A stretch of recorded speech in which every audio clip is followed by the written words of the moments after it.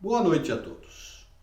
É com grande alegria e satisfação que iniciamos este evento para o lançamento da 23ª temporada da série de concertos Astra Finamax, com o patrocínio da Astra S.A. Indústria e Comércio e da Finamax Crédito, Financiamento e Investimento, com apoio da Lei de Incentivo à Cultura da Secretaria Especial de Cultura do Ministério do Turismo e a produção da ATIC e ATIC Produções Artísticas, damos início à temporada 2020-2021 dos concertos Astra Finamax.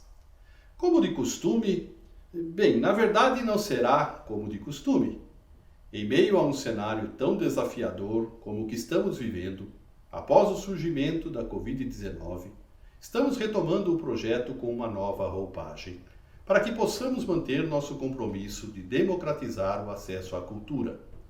Não sabemos ainda quando os espetáculos presenciais poderão ser realizados novamente, mas até lá continuaremos mantendo viva a cultura em nossa região, com transmissões virtuais através dos canais da internet. A 23ª temporada já tem 6 atrações confirmadas.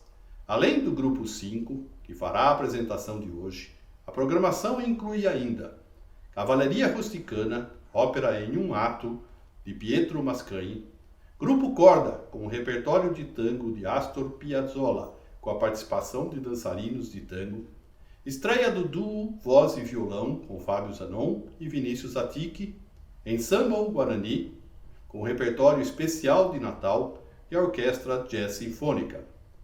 As datas dos espetáculos ainda não estão totalmente confirmadas.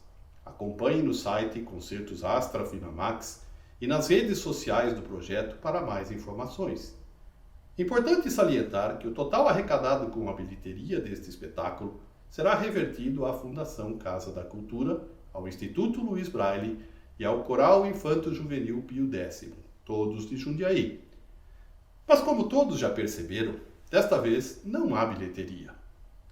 Isto não é motivo para deixarmos de ajudar estas instituições. Durante as apresentações virtuais, o público poderá fazer doações através do QR Code que aparecerá na tela. Nossos agradecimentos aos meios de comunicação, em especial ao Jornal de Jundiaí, e ao público que nos assiste nessa noite. Para os que têm frequentado nossos concertos, já não é novidade, mas talvez para outros seja. Estou falando sobre o uso do celular nos concertos. Pedimos para não utilizá-los durante o concerto.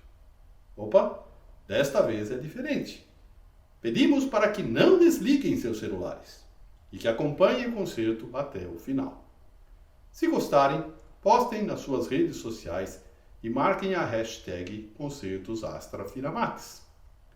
Gostaria agora de apresentar o Grupo 5, os convidados desta noite. Da união de 2 dos maiores símbolos da música, o violão pela música popular e o quarteto de cordas pela música erudita, surge o Grupo 5, um grupo de câmara que explora as fronteiras da música. Um quinteto, formado por violão e quarteto de cordas, chama a atenção por si só. Ao adicionarmos o ingrediente fundamental da música brasileira, as possibilidades se multiplicam ao infinito. Chamo agora ao nosso palco digital os músicos Juan Rossi, Flávio Geraldini, Emerson Di Biagi, Vanna Bock e Daniel Mota. Tenham todos um ótimo espetáculo.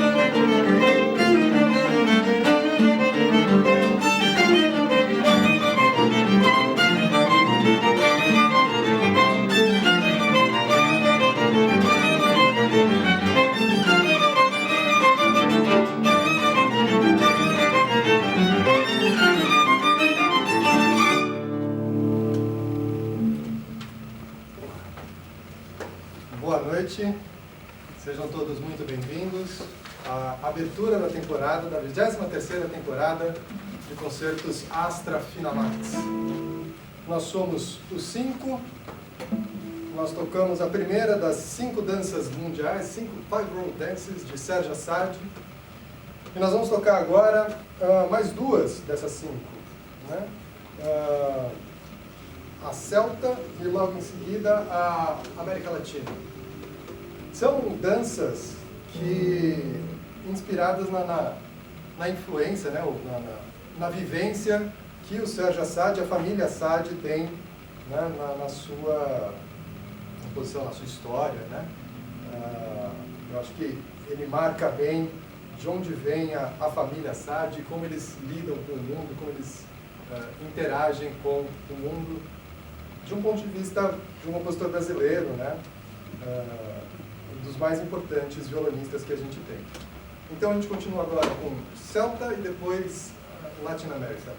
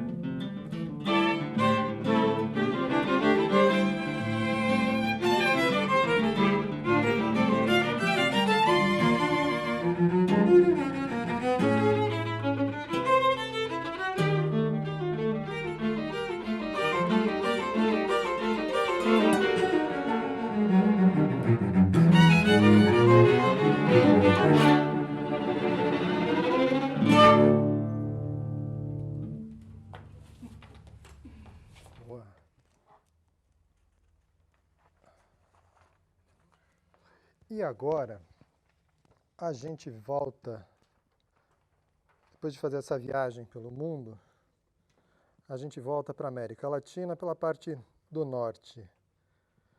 Léo Brauer é um compositor cubano. Deixa eu fazer isso, deixa eu falar essas coisas enquanto eu reparo. Minha unha quebrou, e aí eu estou reparando a unha enquanto isso.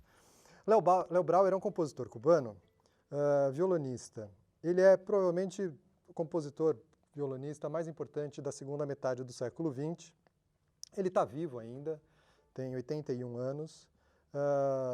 Todo mundo que toca violão, né, que faz a formação, né, de violão e tal, toca Brauer, toca os estudos dele, né, e ele é um compositor que passou por 3 fases de composição muito diferentes, né. Atualmente a gente já fala que talvez esteja numa 4ª fase de composição, né, muito marcante. Uma primeira fase de juventude, que ele começou a estudar violão em Havana e se apaixonou pela música renascentista, pela música antiga. Ele caiu de cara daí deu um salto gigantesco para a música contemporânea. E ele via Bartók, via os compositores da vanguarda da década de 50, 60, e ele falou, mas cadê a música desse estilo para violão? Não tinha. E logo com 16, 17 anos, ele começou a compor músicas para violão nesse estilo. Depois ele entrou em contato com a vanguarda, ultra-vanguarda, né, música eletroacústica e tal, na década de 60 e 70, e começou a fazer música nesse estilo. Ele começou a perceber que ficava muito distante do público. Essa música é muito hermética, fica muito longe das pessoas. E ele dizia, a música, quando ela é muito tensa, a música é feita de tensão e relaxamento. Se ela tem só tensão, não relaxa, não acontece, né? E aí ele entrou numa fase de nova simplicidade. O que a gente vai tocar agora são as Beatlesianas, que fazem parte dessa fase, né? Elas são de 86, fazem parte dessa fase do Brauer, dessa terceira fase composicional do Léo Brauer. da nova simplicidade, que é como ele chama. E que é uma volta à música diatônica, né, a música mais tradicional, mas sempre buscando esse contato, essa vertente com o que está sendo feito atualmente, né, com a vanguarda musical. E o que ele faz? Ele compõe 7 músicas, 7 temas dos Beatles, imaginando como seria se esses compositores que ele gosta, que formaram ele, tivessem escrito esses temas, né? Então a gente vai tocar 4 temas das Beatlesianas. Eleanor Rigby, que tem uma influência minimalista, né? Tem toda uma influência do Philip Glass, esse pessoal. Um pouco. Aí depois a gente vai para Yesterday, depois Ticket to Ride, e a gente vê Villa-Lobos aparecendo, os russos, Stravinsky, e depois a gente termina com She's Living Home, e aí já uma cara impressionista francesa, é uma coisa assim. Então, como seriam se compositores do mundo compusessem músicas dos Beatles?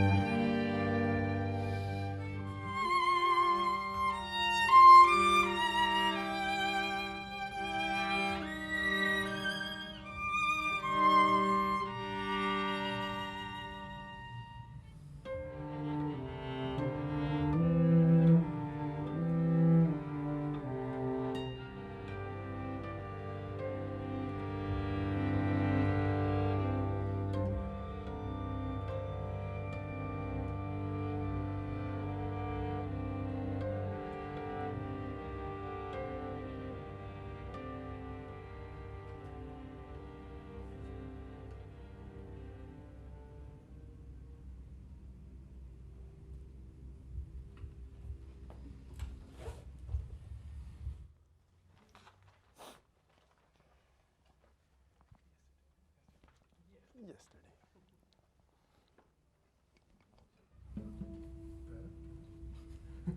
Calma, calma, calma.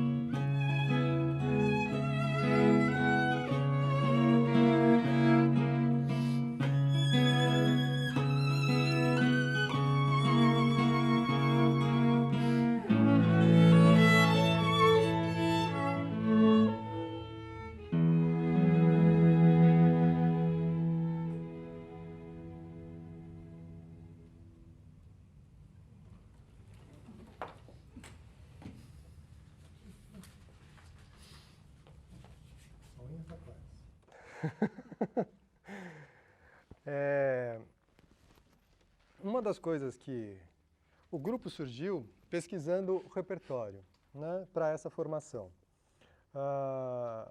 Uma das coisas mais gostosas da gente tocar aqui em Jundiaí é que eu moro aqui e a semente do grupo, né, o grupo nasceu da Orquestra Municipal de Jundiaí, né? Então ele é quase que um produto da terra, né? E uma das coisas que a gente fez durante esse tempo todo foi pesquisar o repertório para essa formação.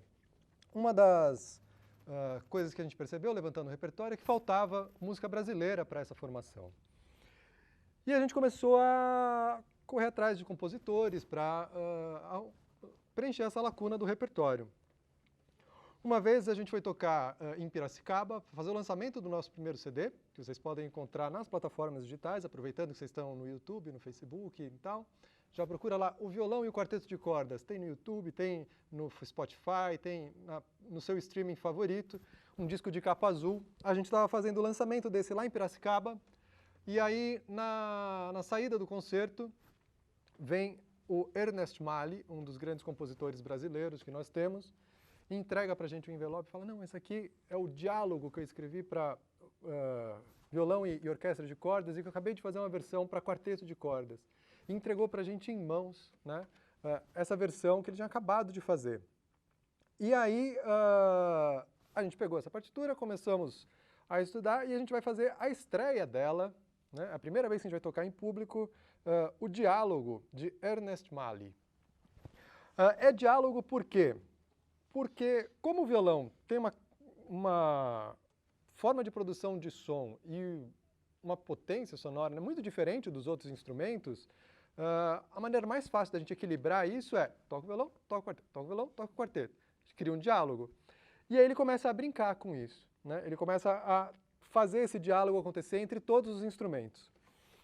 Mais do que isso, Mali é um compositor alemão, né? Ele veio para cá na década de 60 e nasceu em Stuttgart, veio para o Brasil na década de 60, se naturalizou brasileiro na década de 50, no pós-guerra, ele se naturalizou brasileiro na década de 60 e teve aulas com Kohreuter, né? Participou de todo o movimento da música nova brasileira e ele começou a misturar esses elementos da música de vanguarda com a música nacional.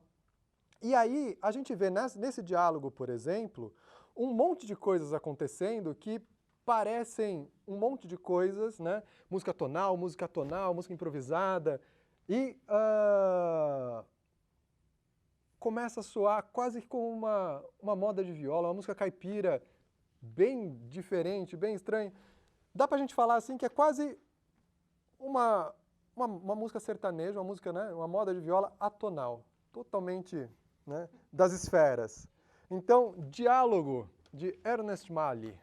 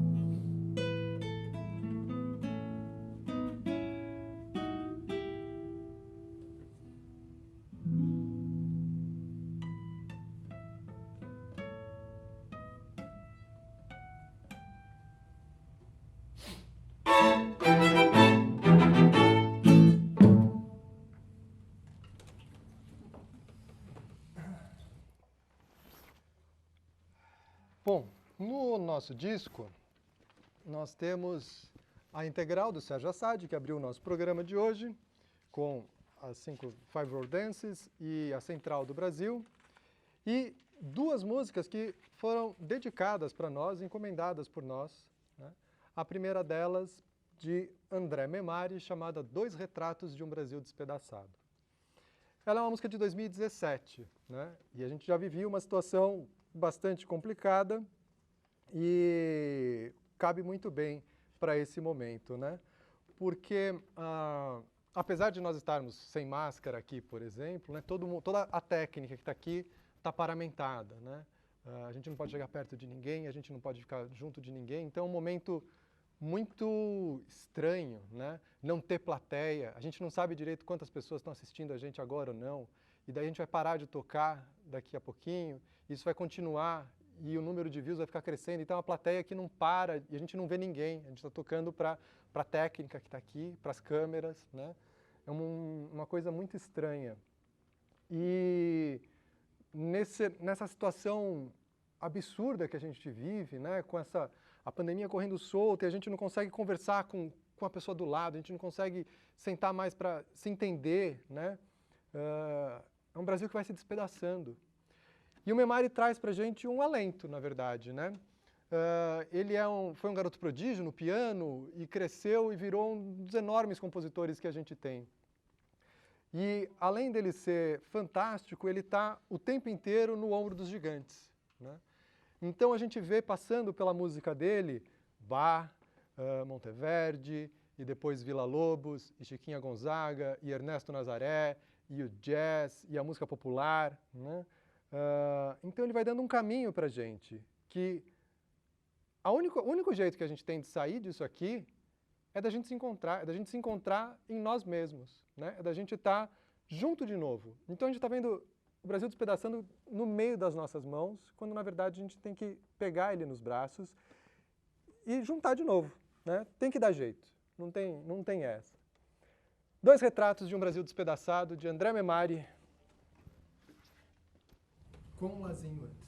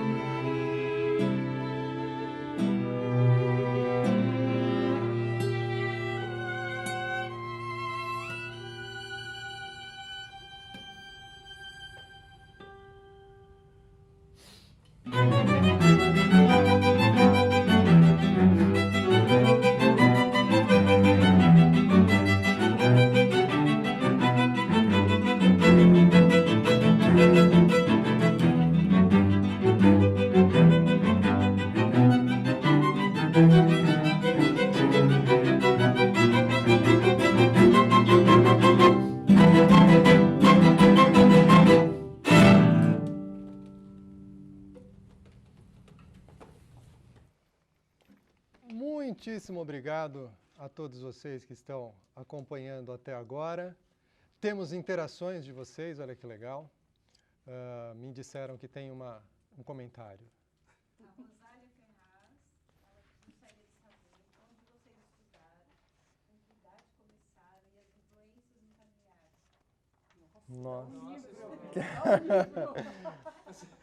Quem quer começar? Com mais velho aqui.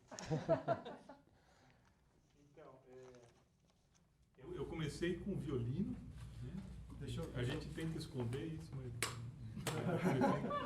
há muito tempo atrás. Mas eu fui promovido ao subnível, mudei para viola há um bom tempo. Eu fiz a minha graduação em viola na USP, na ECA, na Escola de Comunicações e Artes da USP, e depois fui fazer mestrado nos Estados Unidos e doutorado. Acabei ficando um bom tempo por lá e voltei agora. Toquei um tempo em orquestra na USESP, antes tinha tocado no Teatro Municipal e já estou há quase 23 anos dando aulas na Unicamp, no Departamento de Música da Unicamp. Esse é Emerson de Biagi. Emerson de Biagi. Toca viola. Temos muitos elogios também ao grupo. Para de chegar de elogios. Vanna Bock. Vanna Bock, violoncelo. Comecei tocando piano com a minha mãe e há uns 11 anos eu optei pelo violoncelo. Eu sempre falava, escolhe um instrumento de orquestra, a vida de pianista é muito solitária. E eu segui o caminho da minha mãe, escolhi o cello. Mas não achei que seguiria música. Me formei em terapia ocupacional na USP, trabalhei com saúde mental, cuidei de muita gente com problemas psíquicos, mas nunca abandonei a música. E aí quando eu senti muita falta da música quando fui trabalhar com outra área, eu voltei com tudo, entrei nos USP com 28 anos, fui estudar fora mais tarde, fui com 30 anos para Budapeste, Hungria, fiz especialização lá. Voltei e estou aqui há muito tempo, toquei na Orquestra de Jundiaí por muito tempo, uma felicidade. E toco nos USP, dou aula na MESP e acabei meu mestrado na ECA algumas semanas atrás, em performance. Vanna é uma recém-formada mestre em violoncelo. Eu falo? Eu sou Daniel Mota, eu sou violonista, eu toco desde os 14 anos, mais ou menos.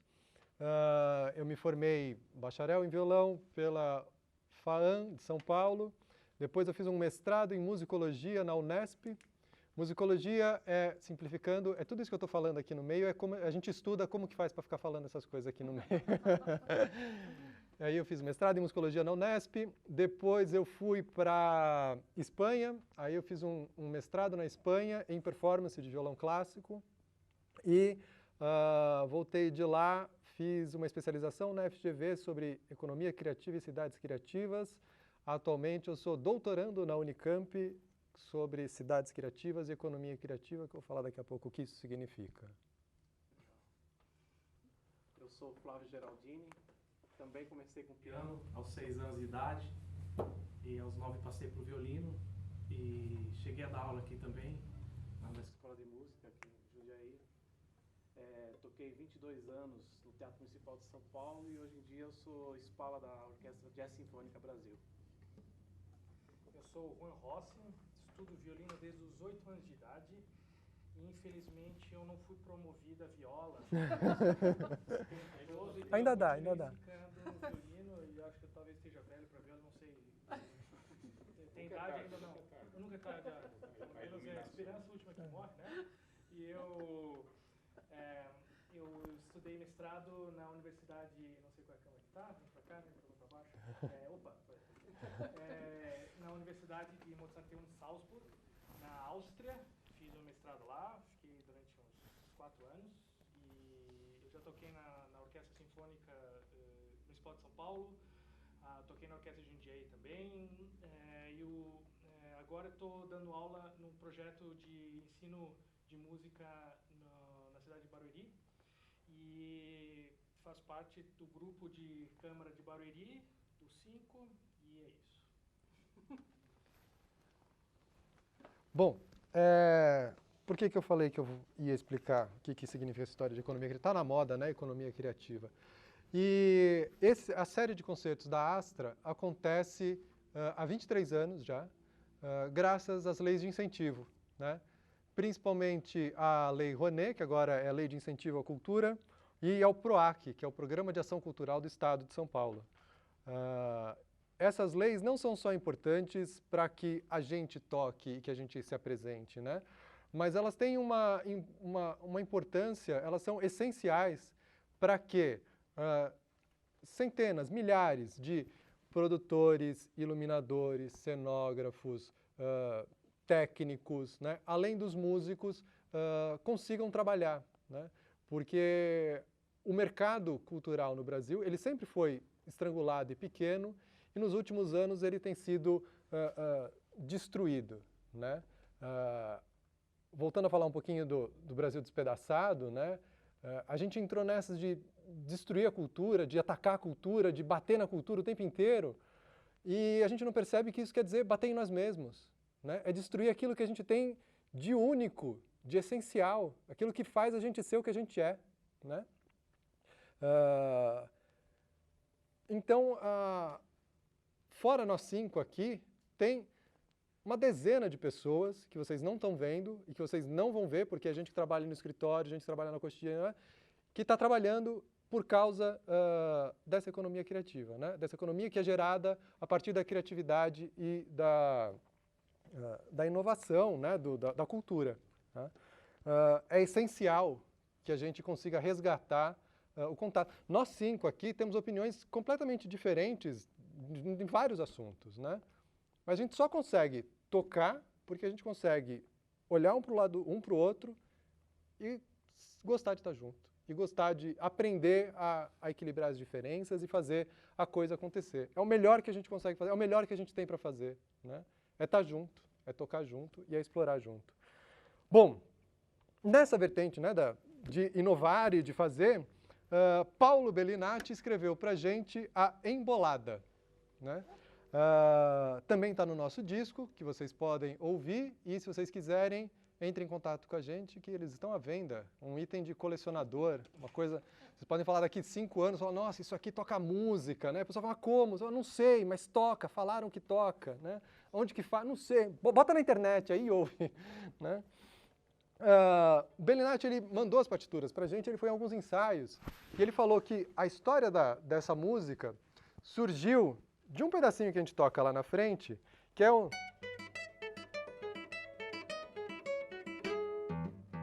E ele ficava tocando, ele acordava de manhã com isso na cabeça e tocava. Acordava na manhã, e ele não sabia o que fazer com isso. E quando a gente pediu a música para ele falou, combina, né? E ele escreveu essa embolada inteira em cima desse teminha que ele acordava de manhã com isso na cabeça e tocava todos os dias. A ideia dele é a embolada, esse ritmo, né? Esse estilo de tocar que é repente, que é improvisado, que é característico do sertão brasileiro, mas esse sertão brasileiro que não é só do Nordeste, né? O que a gente chama de sertão é tudo aquilo que não é o litoral, né? Que a gente chamou a chamar assim, né? Tudo que não é o litoral é o sertão brasileiro, onde os bandeirantes adentraram e é onde o interior do Brasil. E é uma música muito característica, então, desse sertão que vai subindo, assim, né? Sai daqui do Sudeste e vai subindo, a gente vai vendo tudo isso acontecer. Muitíssimo obrigado a todos vocês, muito obrigado à Astra Finamax, que topa dar esse espaço de profunda respiro, reflexão, e que a gente consiga sair daqui pensando alternativas e criativas, inovadoras para o que vem por aí, né? Muitíssimo obrigado a todos e até a próxima. Lazinho? Olá, Lazinho?